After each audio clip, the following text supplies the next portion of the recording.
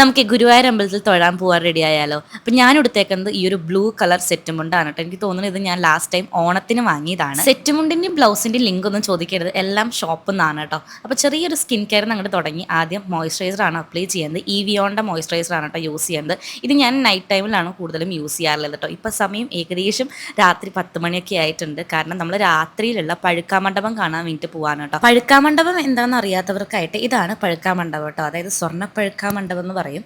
നമ്മുടെ ഗുരുവായൂരപ്പൻ നമുക്ക് നേരിട്ട് ദർശനം തരാൻ വരുന്നൊരു സമയമാണ് കേട്ടോ. ഇത് ഉത്സവ സമയത്ത് മാത്രമേ നമുക്ക് കാണാൻ പറ്റുള്ളൂ കേട്ടോ. അതുപോലെ തന്നെ ഉത്സവത്തിൻ്റെ റിലേറ്റഡ് ആയിട്ട് ഞാൻ വീഡിയോസ് ഇടുമ്പോൾ കുറേ പേരുടെ കമൻറ്റ് ഞാൻ കാണാറുണ്ട്. ഉത്സവം എത്ര ദിവസമാണ്, എന്നാണ് ലാസ്റ്റ് ഡേ എന്നൊക്കെ ചോദിച്ചിട്ട്. 10 ദിവസത്തെ ഉത്സവമാണ് ഗുരുവായൂർ അമ്പലത്തിൽ. അത് കുംഭമാസത്തിലാണ് തുടങ്ങുക. അതുപോലെ തന്നെ ആനയോട്ടത്തിലാണ് ഇത് സ്റ്റാർട്ട് ചെയ്യണത്, ആറാട്ടിലാണ് ഇത് അവസാനിക്കുക കേട്ടോ. ആനയോട്ടം എനിക്ക് വീഡിയോ എടുക്കണം എന്നൊക്കെ ഉണ്ടായിരുന്നു, പക്ഷെ ആ ഒരു സമയത്ത് ഞാൻ ഗുരുവായൂർ ഉണ്ടായിരുന്നില്ല കേട്ടോ. അതുകൊണ്ട് എനിക്ക് കാണാനോ വീഡിയോ എടുക്കാനോ ഒന്നും പറ്റിയില്ല. ഇനിയുള്ളത് ഉത്സവ ബലിയാണ് 8ാമത്തെ ദിവസം.